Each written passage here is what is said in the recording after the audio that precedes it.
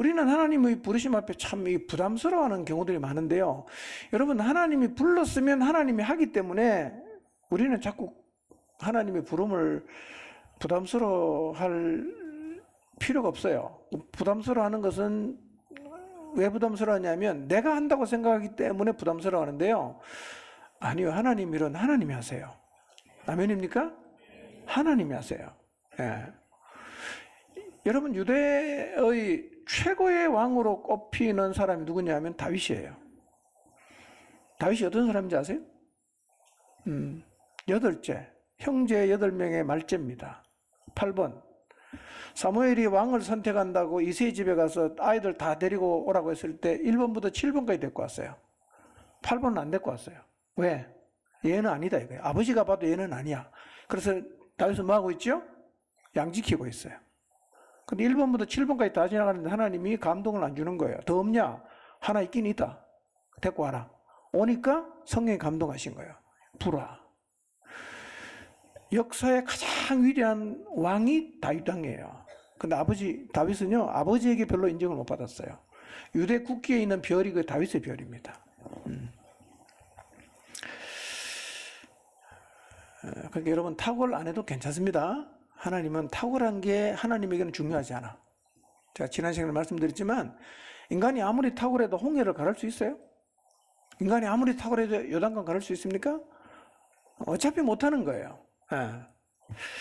자, 30절에서 33절 봅니다.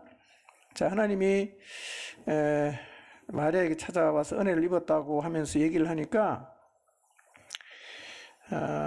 마리아가 좀 두려워했던 것 같습니다.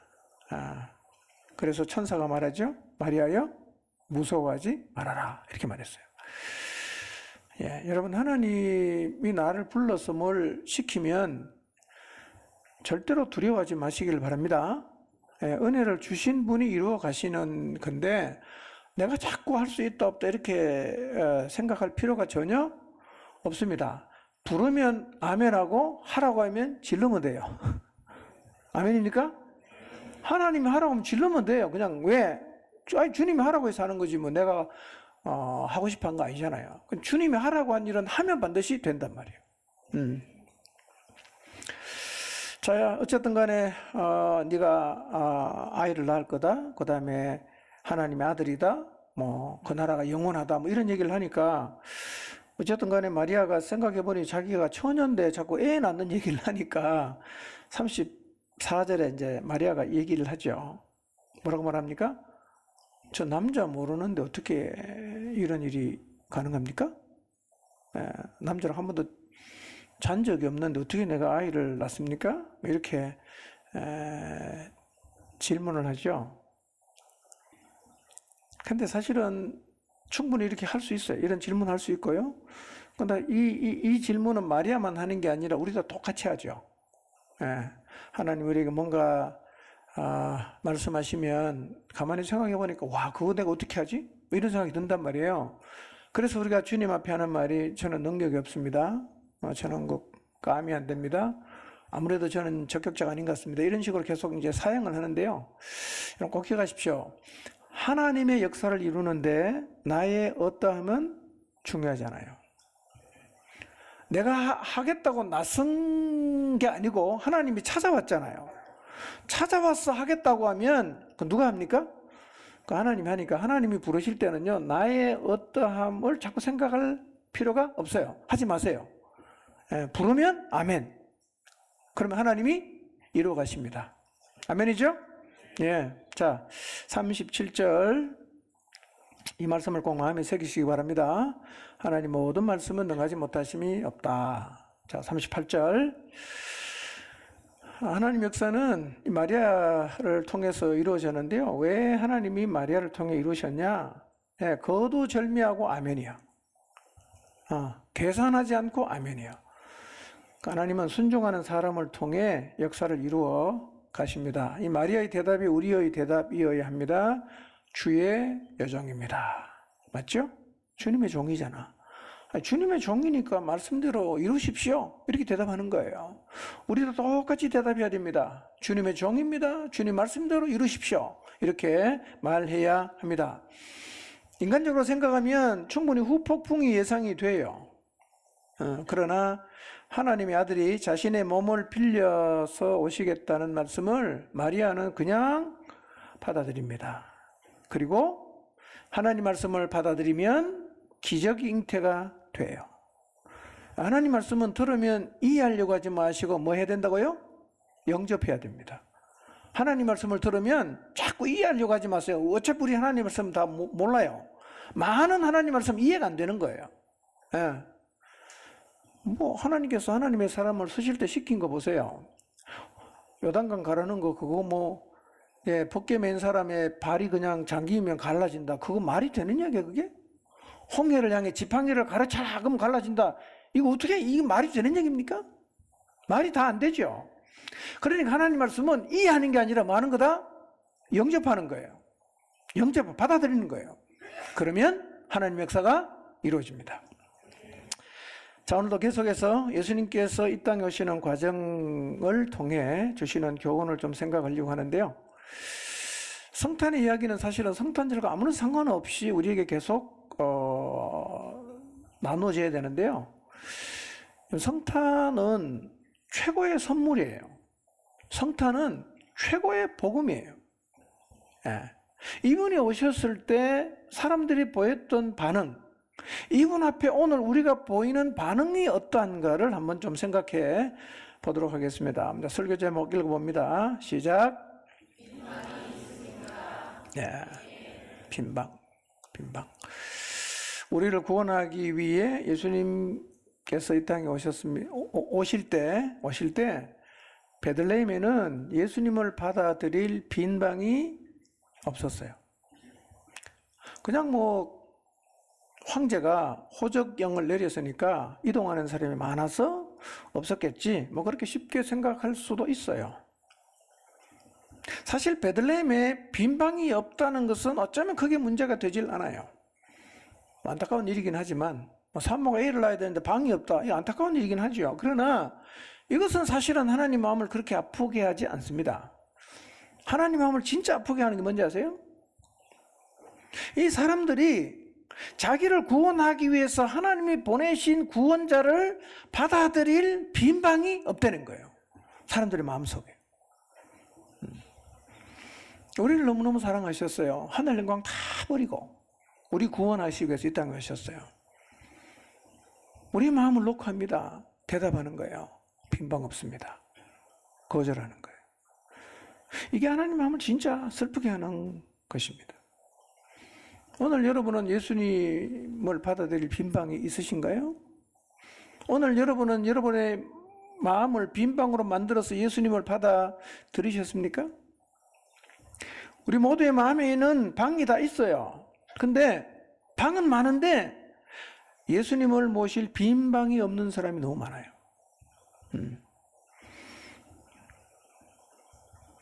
여러분, 내 안에 구원자를 받아들일 빈방이 있는가를 한번 생각하면서 말씀을 상고해 보겠습니다. 1절, 2절 읽어봅니다. 시작. 그때 가이사 아구스토가 영을 내려 천하로 다 호적하라 하였으니 이 호적은 구레뇨가 수리아 총독이 되었을 때에 처음 한 것이라. 타락한 인간을 구원하기 위해서 하나님은 수천 년 전부터 구원자를 보낸다고 예언하시고 때가 되니까 아들을 이제 보내시려고 합니다. 오늘 본문은 구원자가 이 땅에 오셨을 때의 일들을 우리에게 보여주는데요. 여러분, 구원자는 어느 날 갑자기 오신 게 아니에요. 계속 예언을 했습니다. 예언. 그리고 구원자는 오셨을 때 그 선지자가 한 모든 예언을 이루시면서 오셨어요. 근데 이 예언을 이룰 수 있는 분은 세상을 마음대로 주물럭할 수 없는 사람은 절대로 이룰 수가 없어요. 그런데 이 예언이 다 이루어졌다는 말은 이런 얘기입니다. 하나님은 온 세상을 그분의 뜻에 따라 움직일 수 있다는 거예요. 아멘입니까? 하나님은 원하시면 온 세상을 그분의 뜻대로 움직일 수가 있는 분이십니다. 그래서 예언이 다 이루어졌어요. 오늘도 그 한 부분을 우리가 보게 되는데요. 자, 예수님의 출생 과정을 보면 아까 우리 읽었는데 기억나실지 모르겠어요. 마리아가 가브리엘 천사가 와서 아들을 낳을 것이라고 수태고지를 한 장소가 어디였어요? 갈릴리 나사렛이었어요. 그렇죠? 근데 미가 선지자가 그리스도가 태어난다고 한 것은 어디입니까? 베들레헴이죠. 근데 지금 상황을 보면 이 예언이 이루어지지 못할 상황입니다. 왜냐하면 지금 마리아가 어디에 있죠? 갈릴리 나사렛에 있어요. 여러분, 이 시대에는 이동이 잦지 않은 시대입니다. 우리가 이렇게 막 그냥 세계를 그냥 우리 옆집 가듯이 막 날아다닌 것도 여러분이 생각해도 옛날부터 그랬습니까? 아니잖아. 최근에 그랬어요. 우리나라도 옛날에는요, 태어나서 자기 동네를 한 번도 벗어나지 못하고 죽은 사람이 많았어요. 그리고 태어나서 서울에 한 번도 못 가보고 죽은 사람도 굉장히 많았습니다. 지금은 시대가 많이 달라졌죠. 그러니까 이 당시도요, 이동이 잦질 않아요. 쉽질 않단 말이에요. 그러니까 또 하나는 만삭이 다 되어가는 임산부가 나사렛에서 144km 떨어진 베들레헴으로 갈 이슈가 없어요. 그 멀쩡하게 다 갈 이유는 없잖아. 강제로라도 가야 되는데요. 지금 마리아가 나사렛에서 베들레헴으로 가야만 하는 아무런 이슈가 없어요. 이러다가 이제 시간이 가면 그냥 나사렛에서 애가 나올 판이에요. 이때 하나님이 역사에 개입하시죠. 선지자를 통해서 하신 말씀을 이루셔야 되니까요. 그래서 하나님 누구 마음을 움직입니까? 그 당대 최고의 권력자였던 가이사 아구스도의 마음을 움직여서 무슨 명령을 내립니까? 천하의 모든 로마의 속국들이 다 호적하라는 명령을 내려요. 여러분, 하나님은 세상의 모든 사람을 움직일 수 있고요. 왕도 예외가 아니에요. 누구든 다 움직입니다. 원하시면. 하나님이 여러분에게 주신 약속을 이루시기 위해서도 똑같이 하나님이 일한다는 사실을 믿으시기를 바랍니다. 재밌는 사실은 이거예요. 가이사 아구스도가 로마 제국의 지배하에 있는 모든 나라의 인구를 호정령을 내리죠. 자, 가이사 아구스도가 미가의 예언을 알고 있을까요? 모르고 있을까요? 알고 있을까요? 모르고 있을까요? 예. 이 가이사 아구스도는요, 미가의 예언을 모르기도 하지만 관심도 없어요. 미가가 뭔 얘기했든지 그게 뭐가 중요하겠어요?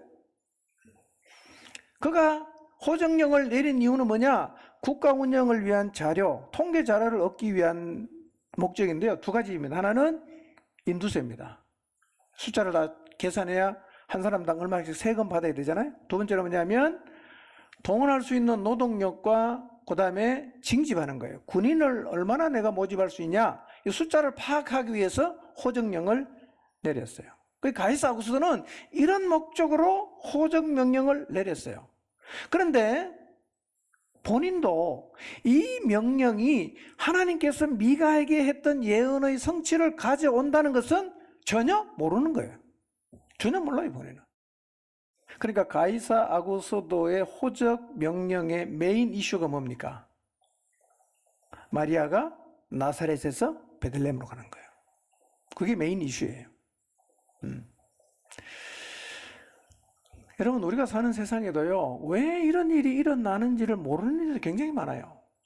저 사람이 갑자기 왜 저러는지, 이런 일이 또 왜 일어나는지, 대통령이 왜 자꾸 저러는지, 우리는 사실은 모르는 일이 많은데요. 그런데 그 모든 일을 통해 하나님은 그분의 뜻을, 그분의 언약을 이루어 가세요. 여러분, 지금 누가복음 2장에서 펼쳐지고 있는 이 이야기의 주인공이 누굽니까? 예수님 안 믿는 사람은 정신 나갔다고 말할지 모르지만 주인공은 마리아와 예수님이에요. 엑스트라가 누굽니까? 가이사 아구스도예요. 이거 사실이에요. 가이사 아구스도가 호정령을 내린 이유는 나사렛에 있는 마리아를 베들레헴으로 보내기 위해서입니다. 가이사 황제는 하나님의 뜻을 이루는 일에 쓰임을 받은 엑스트라입니다. 어떤 거냐면, 여러분 연극하다 보면 이런 거 있잖아요. 대사는 하나도 없고 길 가는 행인 1, 2, 식당 주인, 군인, 이런 거 있죠. 그러니까 하나님의 관점에서 보면 가이사 아구스도는 그런 엑스트라 중에 한 명입니다. 근데 이때만 하나님이 왕을 움직인 건 아니고 이전에도 그런 일이 있었어요.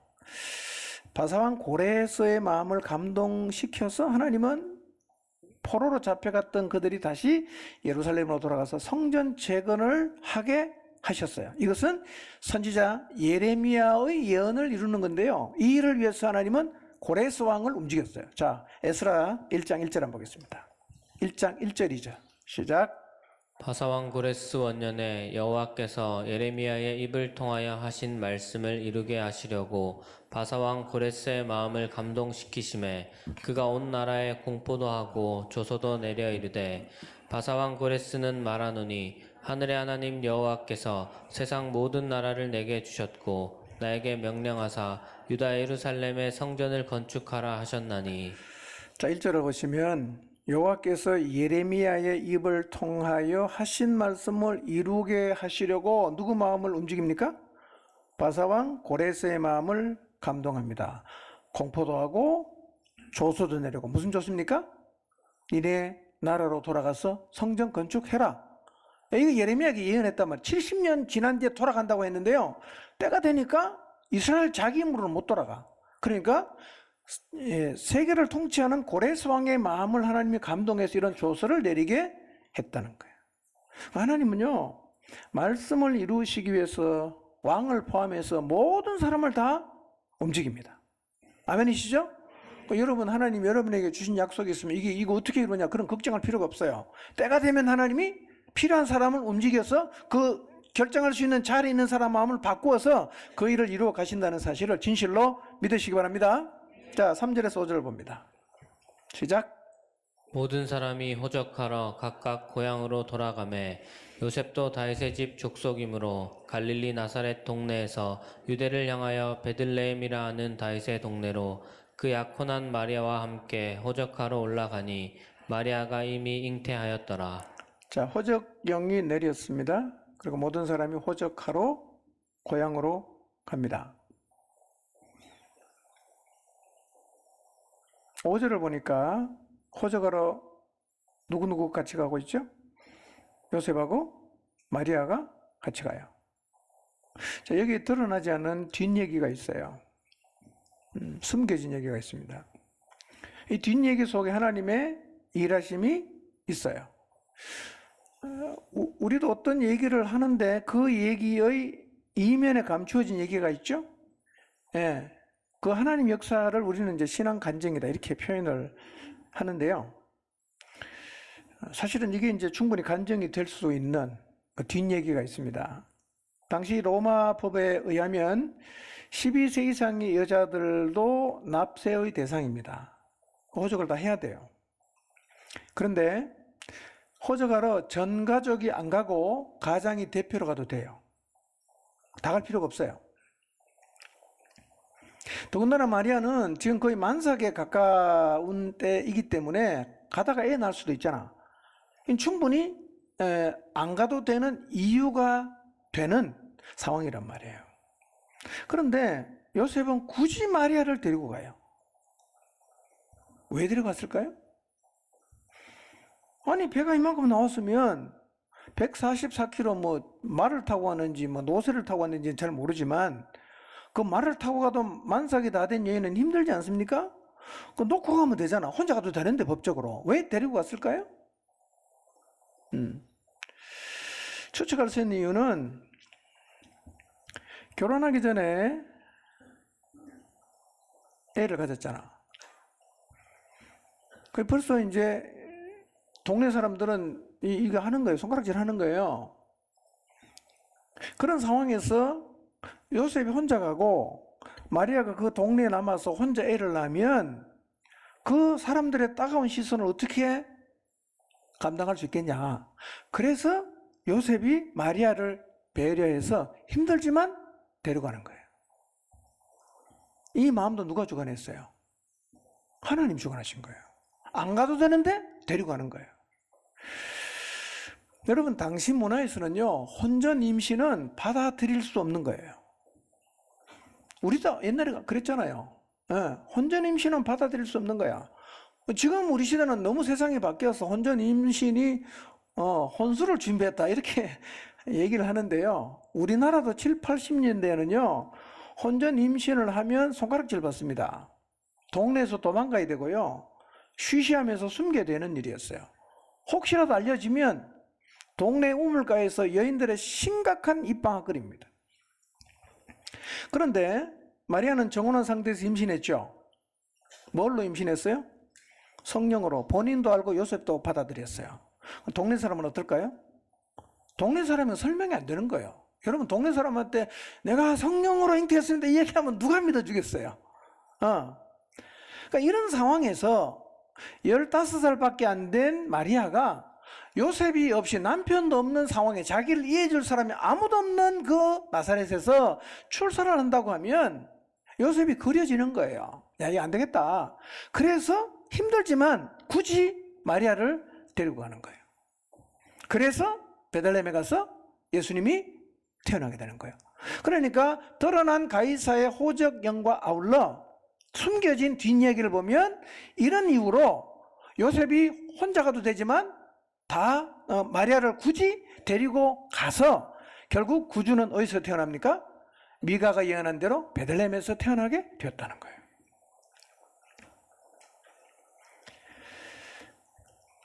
이것도 뭐죠? 하나님의 섭리예요. 그렇게 일하시는 거예요. 자, 6절 7절 보겠습니다. 시작.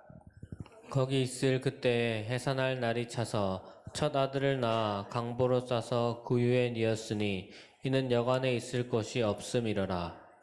자, 가이사를 움직여 호적 명령을 내리게 하신 하나님. 요셉의 마음을 움직여서 마리아를 베리에서 혼자 가도 되는 길에 굳이 동행하게 해서 미가의 예언을 이루신 하나님이십니다. 그런데 베들레헴에 와보니까 구주를 잉태한 이 부부를 반겨주는 사람이 없는 거예요. 여관마다 다 10,000원이야. 아이를 곧 해산을 해야 돼요. 바깥에서 살 수는 없잖아. 구주가 이 땅에 오셨을 때 이 세상에 태어날 방이 없었어요.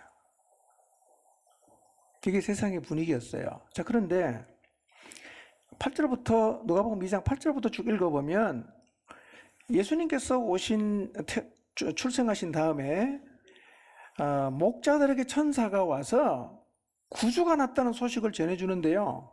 이 분위기는 굉장히 들떠있고 흥분하고 기뻐하는 분위기예요. 그날 밤에 목자들에게 천사가 나타납니다. 그리고 하늘에서 주님의 영광이 쫙 비추는 거예요. 목자들이 갑자기 그냥 밝은 빛이 비치는 거 다 두려워 떨고 있어요. 그때 천사가 말합니다. 온 백성에게 미칠 큰 기쁨의 소식인 구주나신 소식을 전해주는데 호련히 하늘에 군대가 쫙 나타나고 군대와 천사들이 하나님을 찬양하는 거예요. 이 광경을 목자들이 목격했어요. 그 중에 일부의 노래 가사가 적혀 있어요. 지극히 높은 곳에서는 하나님께 영광이요, 땅에서는 기뻐하심을 입은 자들 중에 평화다. 이런 장엄한 노래, 흥분해서 천사들이 막 노래를 하고 있단 말이에요. 하늘의 분위기는 뭡니까? 하나님이 그렇게 원하시던 타락한 인류를 구원하기 위한 구주가 이 땅에 오셨다. 너무너무 기뻐하고 있어요. 하늘에서는 너무 기뻐하는 거예요. 땅은 어때요? 반응이 너무 다른 거예요. 이 땅의 분위기는 너무 달라. 2000년 전 베들레헴에 구주가 오셨을 때 아무도 알아보는 사람이 없어요. 아무도 구주에게 방을 내주지 않았어요. 그래서 구주 예수님은 말구유, 말의 여물통에 누우셨어요. 예수님이 처음 이 땅에 오셨을 때 질문은 이겁니다. 빈 방이 있습니까? 사람들의 대답은 뭐예요? 빈 방 없습니다. 그랬어요. 빈 방이 있습니까? 빈 방 없습니다. 성탄의 주님은 오늘 우리에게도 똑같이 묻습니다. 너에게 내가 들어갈 빈 방이 있냐?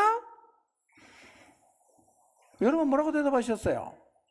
많은 사람이 말합니다. 나 당신을 모셔드릴 빈방 없습니다. 이렇게 말한단 말이에요. 성탄절이 되면 단골로 등장하는 연극이 하나가 있어요. 1981년도에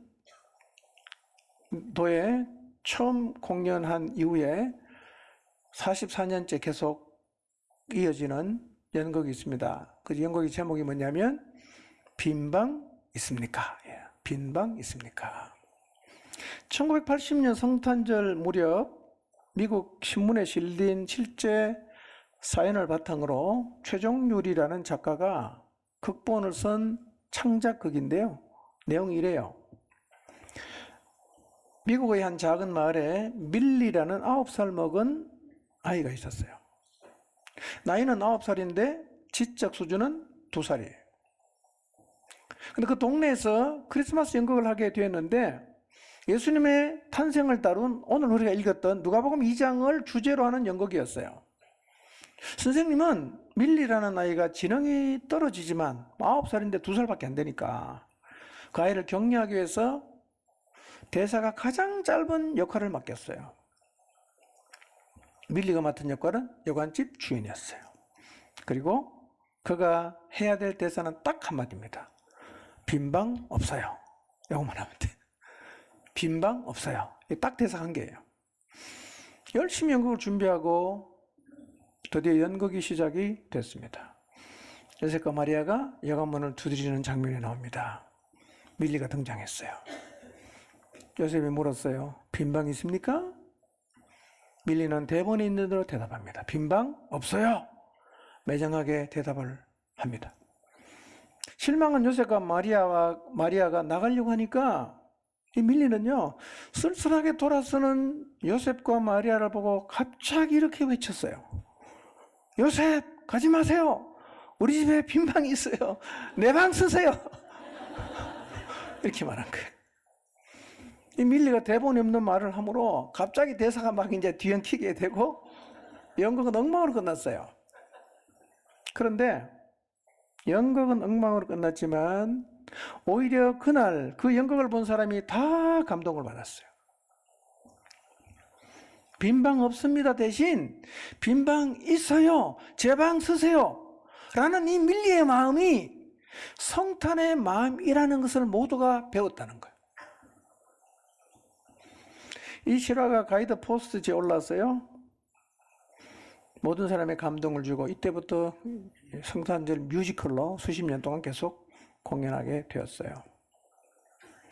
저는 오늘 우리 중에도 밀리처럼 빈방 있어요. 제 방 쓰세요. 그렇게 구주를 받아들이는 은혜가 있기를 바랍니다. 여러분 베들레헴에 방이 없었던 건 아니죠? 방이 많았어요. 어떤 방이 없어요? 비어있는 방이 없었던 거죠. 구주를 받아들일 빈 방이 없었던 것입니다. 그처럼 오늘 우리의 마음에도 방이 다 있어요. 어떤 방이 없다고요? 구주를 받아들일 빈 방이 없을 뿐이에요. 우리 마음에도 방이 많지만 방마다 뭔가가 꽉꽉 차 있어요. 예수님 모셔드릴 방이 없단 말이에요. 구주가 필요로 방은 어떤 방입니까? 빈 방이에요. 욕심을 비운 방, 세상을 비운 방, 자아를 내려놓은 비운 방, 야망을 비운 방, 이런 방이 필요하단 말이에요. 비우지 않으면 구주를 받아들일 수가 없어요. 오늘 여러분의 마음에는 무엇이 차 있는지 한번 돌아보시기를 바랍니다. 우리 마음에는 차 있는 게 너무 많아요. 빈 방이 없는 거예요. 구주가 계실 곳이 없어요. 구주를 받아들일 수도 없단 말이에요. 우리 마음에는 이런 것들로 가득 채워져 있습니다. 육신의 정욕으로 채워져 있어요. 육신의 정욕이 뭐냐면 마음이 원하는 거예요. 육신이 원하는 거예요. 그러니까 욕심을 추구하고 본능을 추구하는 것이 우리 마음에 꽉 차 있어요. 날마다 그래요. 예, 내가 마음이 원하는 것, 내 육체가 원하는 것, 이걸 계속 추구한다면 이게 꽉 차 있어요. 두 번째로는 안목의 정욕으로 우리 마음이 꽉 차 있습니다. 안목의 정욕은요, 육신의 정욕에 플러스된 본능적인 욕심이에요. 우리 안에 다 과도한 욕심이 있죠. 과도한 욕망이 있어요. 탐욕이 있어요. 꽉 차 있어요. 예수님을 모셔드릴 방이 없단 말이에요. 그리고 우리의 마음에는 이생의 자랑으로 채워져 있어요. 이생의 자랑이 무엇인가? 이생의 자랑을 추구하는 사람의 삶은 타인의 시선이 목적이에요. 이런 마음이에요. 보란듯이 살고 싶은 거예요. 보란듯이 넓은 아파트 가고, 보란듯이 별장 하나 갖고, 보란듯이 비싼 차 타고 다니면서 살고 싶은 거예요. 이런 정욕이 우리 안에 꽉 차 있어요. 그러니까 예수님이 오셨는데 예수님에게 내어드릴 빈방이 없어. 육신의 정욕을 비울 수가 없어요. 안목의 정욕을 비울 수가 없어요. 이생의 자랑 비울 수가 없어요. 그래서 주님 우리의 마음의 문을 두들기지만 우리가 할 수 있는 대답은 죄송합니다. 빈방이 없습니다. 라고 대답할 수밖에 없다는 거예요. 예수님은 지금도 계속 우리를 찾아오셔서 우리의 마음 문을 두들겨요. 친구를 통해서 녹화합니다. 선생님을 통해서 녹화합니다. 목자를 통해서 녹화합니다. 부모님을 통해서 마음을 두들깁니다. 마주하는 동료를 통해서 우리의 마음에 녹화하시면서 내가 들어갈 빈방이 없냐라고 우리에게 물으십니다. 오늘 이 시간 예배를 통해서도 하나님은 우리에게 물어요. 내가 들어갈 빈방이 없냐고. 비울 수 없겠냐고 주님 우리에게 물어요. 여러분, 여러분의 마음을 좀 비우시고 예수님에게 여러분의 빈방을 내어드리시기를 바랍니다. 누가복음 19장 41절에서 44절을 보겠습니다. 읽어볼까요? 시작. 가까이 오사 성을 보시고 우시며 이르시되 너도 오늘 평화에 관한 일을 알았더라면 좋을 뻔하였거니와 지금 내 눈에 숨겨졌도다. 날이 이를지라 내 원수들이 토둔을 쌓고 너를 둘러 사면으로 가두고 또 너와 및 그 가운데 있는 내 자식들을 땅에 메어치며 돌 하나도 돌 위에 남기지 아니하리니 이는 내가 보살핌 받는 날을 알지 못함을 인함이니라 하시니라. 자, 예수님께서 오셔서 뭘 보고 울지요? 성을 보고 울어요. 무슨 성일까요? 예루살렘 성이에요. 예루살렘을 이렇게 바라보시면서 주님이 지금 울고 계세요. 왜? 그 예루살렘, 구주를 거부한 그 예루살렘에 몰아닥칠 하나님의 혹독한 심판을 보시고 주님이 눈물을 흘려요. 제가 언젠가 말씀드렸죠? 하나님의 눈에는 과거도 보이고 현재도 보이고 미래도 보여요. 그러니까 혹독한 심판은 있을 수도 있고 없을 수도 있는 게 아니라 미래에 일어난 일을 주님이 보고 있는 거예요. 그러니까 미래에 일어날 그 혹독한 심판을 받게 되는 예루살렘을 바라보시면서 주님이 우시는데 이 혹독한 심판은 예루살렘에만 국한된 게 아니라 빈방이 없다고 계속 주님을 거절한 모든 사람에게 종말에 임할 혹독한 심판을 주님이 보시고 우시는 거예요. 44절을 보면 왜 그들이 혹독한 심판을 받게 되냐 이렇게 얘기하죠. 보살핌을 받는 나를 알지 못합니다. 이렇게 말을 해요. 이 번역이 조금 어렵게 됐죠? 이런 의미입니다. 정확하게. 하나님께서 너를 찾아오신 때, 하나님께서 너를 구원하러 오신 때를 알지 못했다는 거예요. 깨닫지 못했다. 누가 혹독한 심판의 자리로 나가게 되느냐 하면 하나님이 찾아오셔서 빈방 없냐고 물었을 때 매정하게 당신께 드릴 빈방 없습니다 라고 대답한 사람들이 이런 혹독한 심판을 받게 된다는 거예요.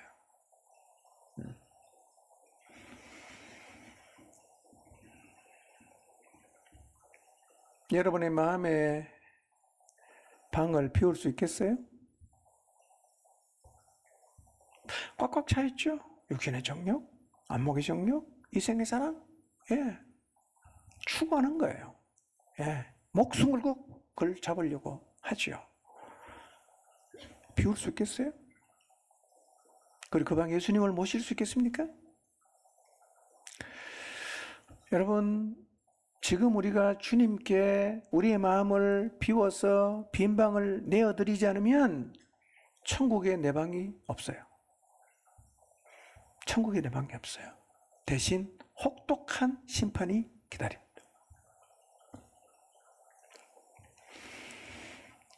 주님이 찾아가시면 늘 다음으로 미루는 사람이 많아요. 다음에 할게. 다음에 할게. 이렇게 미루죠. 예수님이 찾아오셔서 빈 방이 없냐고 물으면 다음에 방이 많은 집으로 이사 가면 그때 다시 오십시오. 라고 미뤄요. 예수님이 찾아오시면 이렇게 말합니다. 저는 지금 공부를 해야 하는 때니까 공부 끝난 다음에 오십시오. 그럼 제가 맞이하겠습니다. 예수님이 찾아가셨어요. 이렇게 말합니다. 저는 지금 달콤한 신혼을 즐기고 있는데 좀 즐기고 난 다음에 오십시오. 다음으로 미뤄요. 예수님이 찾아오시면 지금은 제가 아이 키우느라 너무 바쁩니다. 아이 좀 크면 오십시오. 그때 제가 모셔드리겠습니다. 예수님 찾아오셨어요? 지금 사업이 너무 바빠요. 지금 내가 사업에 전념해야 되니까 이 사업이 자리 잡으면 그때 오십시오. 미뤄요. 예수님 찾아오셨어요? 지금 손주 뒷바라지 하느라 너무 바쁘니까 손주 다 키우고 나면 오십시오. 또 다음으로 미뤄요. 또 예수님 찾아오셨어요? 이렇게 말합니다. 자식놈 사업 뒷바라지 한다고 재산 다 날리고 우리 부부가 지금 단칸방에 있어서 방이 없습니다. 이렇게 말해요. 그렇게 인생을 마감한 후 죽었어요. 두려움에 휩싸여 어둠의 길로 막 빨려 들어가는데 어디 보니까 빛이 쫙 나오는 거예요. 빛이 있는 쪽을 향해서 가서 문을 막 두들깁니다. 예수님께 물었어요. 혹시 제가 들어갈 빈 방 없습니까? 예수님 문을 닫으면서 이렇게 말씀하시는 거예요. 너를 위한 방은 없다. 이렇게 말씀하셨어요. 마태복음 25장 10절을 한번 볼까요? 읽어봅시다. 시작. 그들이 살아간 사이에 신랑이 오므로 준비하였던 자들은 함께 혼인잔치에 들어가고 문은 닫힌지라. 여러분, 구원의 문이 닫히는 날이 와요. 내가 죽는 순간 문은 이제 닫히는 거죠. 주님이 오시는 순간 구원의 문은 완전히 닫힙니다. 이 문은 닫히면 다시는 안 열려요. 아무리 두들겨도 안 열립니다. 여러분, 지금이 기회입니다. 지금 두들길 때 방 정리하고 빈 방 있습니다. 주님 들어오십시오. 이러면 우리는 심판의 자리로 나가지 않을 거예요.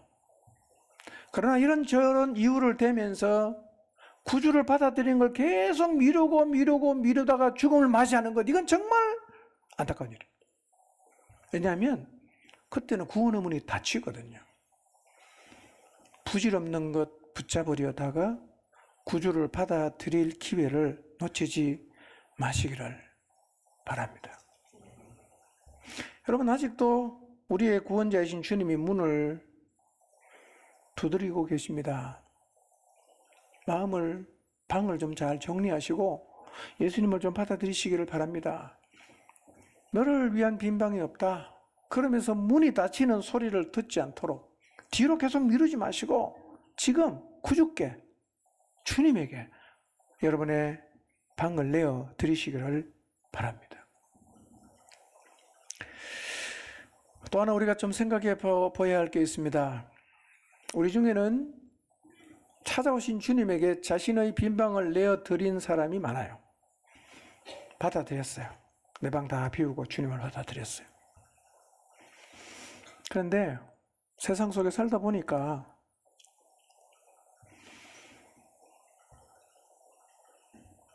방이 모자라서 예수님에게 내어드린 방에다가 하나씩 둘씩 물건을 갖다 놓기 시작하는 거예요. 하나 갖다 놓고 또 하나 갖다 놓고 계속 갖다 놔. 어느 순간 생각해 보니까 이 물건들하고 예수님이 같이 계시는 거는 너무나 민망하다.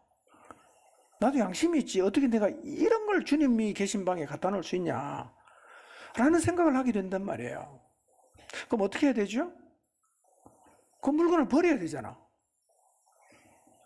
근데 그 물건을 버리는 게 아니라 예수님에게 말씀드리는 거예요. 예수님, 이 방이 비좁으니까 잠깐만 좀 나갔다 오세요. 주님을 나가라고 하는 거예요. 주님을 내보낸 다음에 이제는 노골적으로 예수님이 계시던 방에다가 온갖 세상의 잡동사니를 쌓기를 시작하는 거예요. 재미에 빠져 살다 보니까 예수님 잠깐 나가라고 하신 사실도 잊어먹었어요.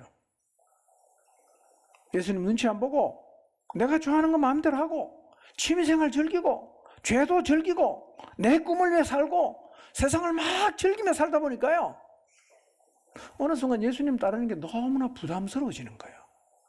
하나도 안 기뻐요. 그리고 자기 부인이 안 되는 거예요. 여러분, 자기 부인이 되십니까? 예수님께서 말씀하셨잖아요. 아무든지 나를 따라오려거든 뭘 하라고요? 자기를 부인해라 이거예요. 근데요, 세상에 빠지고 세상의 욕심에 잡히면 자기 부인이 안 돼요. 답은 알겠는데 안 된단 말이에요.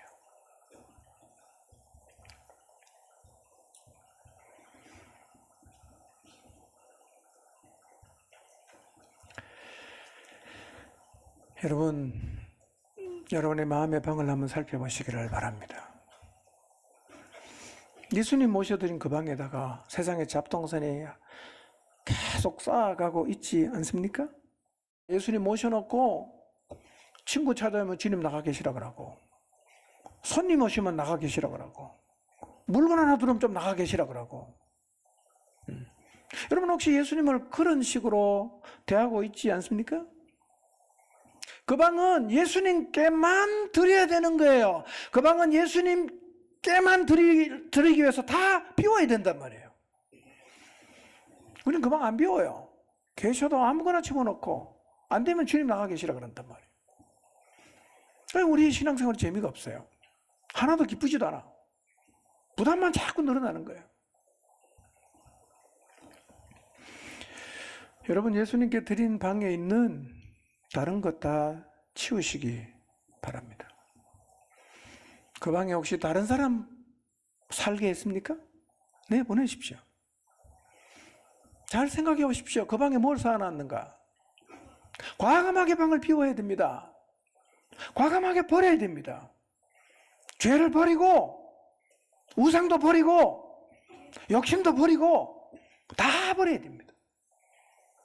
그 방에 예수님만 있게 해야 됩니다. 가만히 그 방에 쌓아놓은 물건을 생각해 보면 이런 생각이 들 수 있어요. 와, 버릴 게 없다.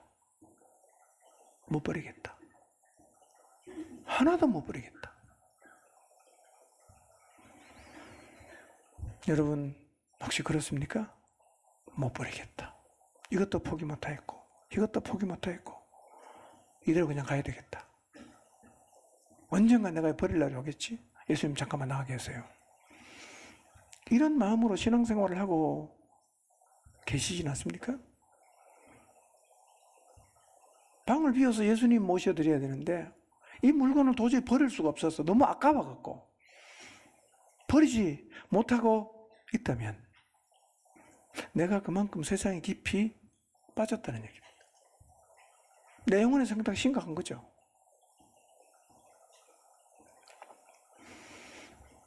뭔가 지금 잘못된 길로 가고 있는 겁니다. 다시 우리의 마음의 방을 비워야 됩니다. 그리고 그 방을 오직 예수님에게 내어 드려야 합니다. 그때 내 인생이 정리가 돼요. 그때 내 인생이 새로워지는 거예요. 구주가 이 땅에 오셨어요. 모든 사람 안에 주님은 들어가기를 원하십니다. 필요한 게 무엇인가? 빈 방이에요. 세상의 잡동산에 다 내어 던지고 내가 세상에 살면서 추구하던 세상의 것들을 다 그냥 내려놓고 비워서 예수님을 모셔드릴 수 있는 빈 방이 필요합니다. 우리의 마음이 잡동사니로 다 채워져 있는지 몰라요. 오늘 주님 우리에게 다시 물으십니다. 빈 방이 있냐고. 빈 방 있으십니까? 비울 수 있겠어요? 기억하십시오. 그분은 구원자예요. 그분이 이 땅에 오셨을 때 하늘은 너무나 흥분했습니다. 너무너무 기뻐하고 천군 천사가 인간을 구원하기 위한 구원자가 이 땅에 오신 사실을 노래했어요. 찬양했단 말이에요. 그 놀라우신 분이 오셨는데 이 땅의 반응은 너무나 냉랭한 거예요. 그게 우리의 반응일 수 있어요.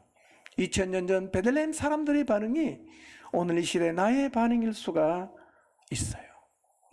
과감하게 방을 비우시고 구주를 받아들이는 은혜가 있기를 바랍니다. 예수님께 드린 빈 방에 처음에는 모셔드렸지만 다른 걸 계속해서 받아들여서 예수님을 잠깐 나가 계시겠습니까? 이렇게 내보냈다면 다시 방을 다 비우시고 그 방을 구주 예수님께 내어드리시기를 주님의 이름으로 축원합니다.